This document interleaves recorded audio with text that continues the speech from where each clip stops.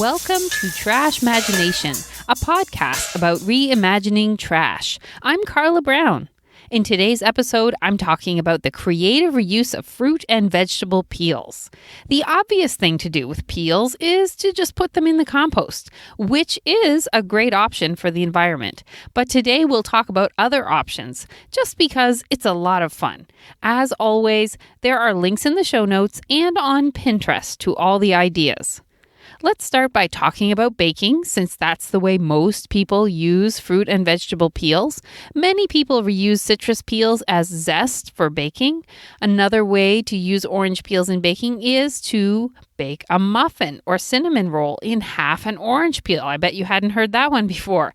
This is a fun camping recipe. So you cut the oranges in half and you carefully remove the fruit, and then you add muffin or cinnamon roll dough, and then you bake it over a campfire on a grill.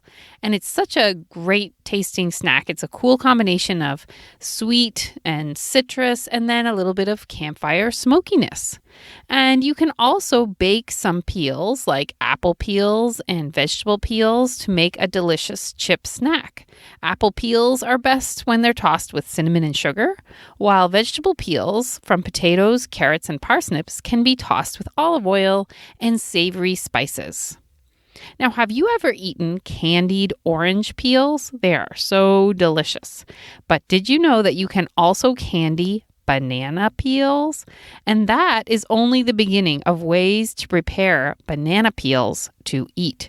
You can make them into a pickle substitute by putting cut up banana peels in leftover pickle vinegar. And there is a recently popular trend to use banana peels as a meat substitute in vegan cooking. I will link to a bunch of videos showing people making these vegan dishes from banana peels, including a burger patty, vegan meatballs, a curry, a pulled pork substitute, and vegan bacon. While some video bloggers make fun of these banana peel recipes, many others say they are delicious. You will have to try for yourself, and I would guess it's probably good, since people around the world have been incorporating banana peels into their dishes for a very long time. If you're not so sure about eating banana peels, you can still use them for polishing shoes, silver, furniture, and even your teeth. Yes, many folks say that banana peels are a natural teeth whitener. Now let's talk about how fruit peels can help with keeping a clean home. They can be a great addition to cleaning products such as white vinegar. They break down grease and add a nice scent. You can also dehydrate citrus peels and grind them up in your coffee grinder to add their scent to baking soda and borax. They can act as a natural insect repellent. You can put peels in areas where you see ants, or you can rub peels on your skin to ward off mosquitoes. You can put peels at the bottom of your garbage can, or your garbage disposal sink, or even in a pair of shoes to add a fresh scent. You can make a votive candle from half an orange peel by putting olive oil in there and then lighting the little white part called the pith. At Halloween, some crafters make them into miniature pumpkin decorations by carefully removing the fruit and then carving a tiny pumpkin face in them. Now let's talk about dehydration. I am a cooking merit badge counselor for Scouts, and one of my favorite parts of this badge is learning about dehydrating food. We dehydrate food mostly for backpacking trips, to reduce the weight of the items, and to keep them safe on our long trips without refrigeration. And we dehydrate, of course, only fresh food for our trips, but through this process, I learned that dehydration is a great technique for creatively reusing fruit and vegetable peels as well. For example, you can dehydrate citrus or apple peels for tea.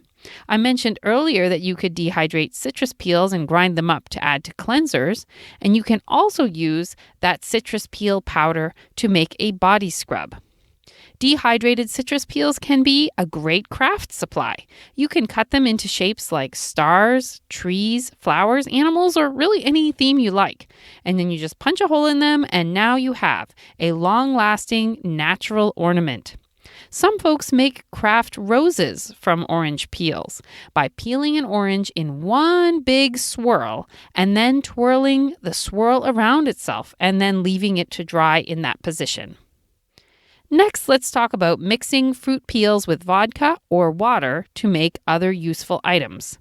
If you bake and you need lemon extract, you can make your own by soaking lemon peels in vodka.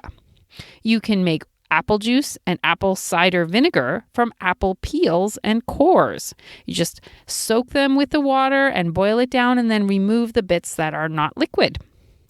You can make vegetable broth from vegetable peels.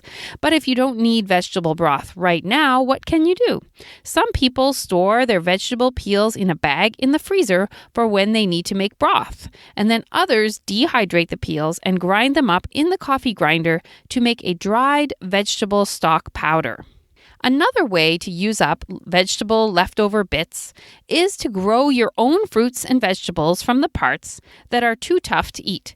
This works with many types of vegetables like celery, bok choy, green onions, lettuce, bean sprouts, ginger, pineapple tops, and potatoes. You can even do this in a windowsill if you don't have a lot of space. While we are on the topic of using up vegetable bits, let's talk about a project idea that tends to be popular at this time of year, which is dyeing eggshells. You can dye eggshells with purple cabbage, red and yellow onion skins, beets, and turmeric. The most surprising result is that purple cabbage turns white eggs bright blue. These dyes are made from water, the peels, and vinegar. There are many artists who dye fabric with the same materials. Now we're going to talk about grape peels. You probably don't peel too many grapes, but winemakers do, and that results in a lot of grape peels. An Italian company named Veggia has figured out a way to make a leather substitute from grape peels, stalks, and seeds. Next, let's talk about artists who incorporate fruit and vegetable peels into their work. I'm going to start with avocado seeds, or sometimes they're called avocado stones. I know that's not a peel, but I don't think I'll ever do an episode about just avocado stones, so I'm going to talk about it now.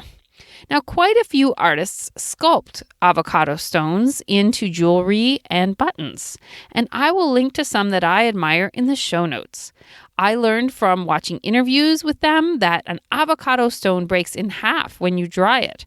So you actually get 2 sculptures from one stone.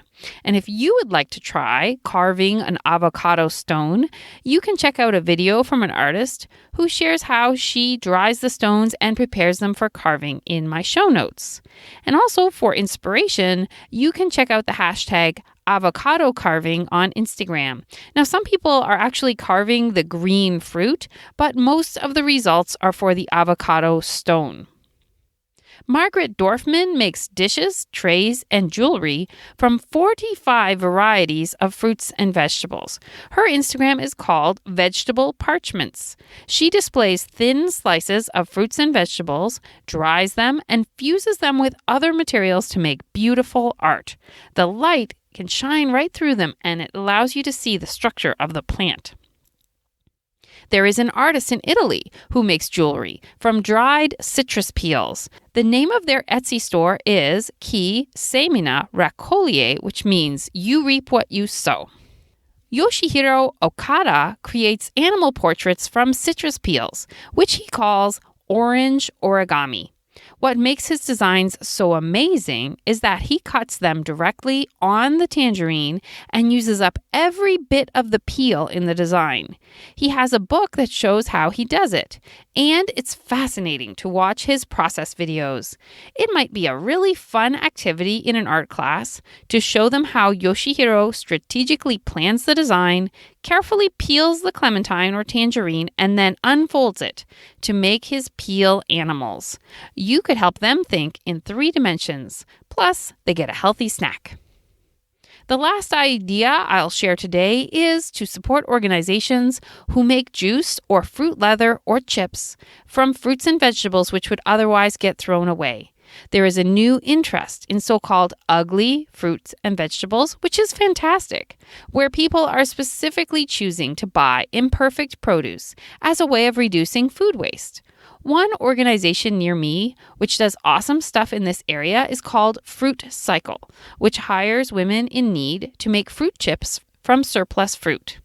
I'm sure there are organizations like this all over the world, and so I encourage you to seek them out and support their efforts to creatively reuse fruit and veggies while also helping people get jobs. Thank you for listening. How do you creatively reuse fruit and vegetable peels? Please let me know at trashmagination@gmail.com. Also, if you eat a lot of fruit and vegetables and you don't grow your own, then you probably also encounter a lot of fruit stickers or vegetable stickers. So check out my podcast episode on the creative reuse of fruit and vegetable stickers. It's one of my top 5 most downloaded episodes. Until next time, may you see fruit and vegetable peels as a source of art in your life.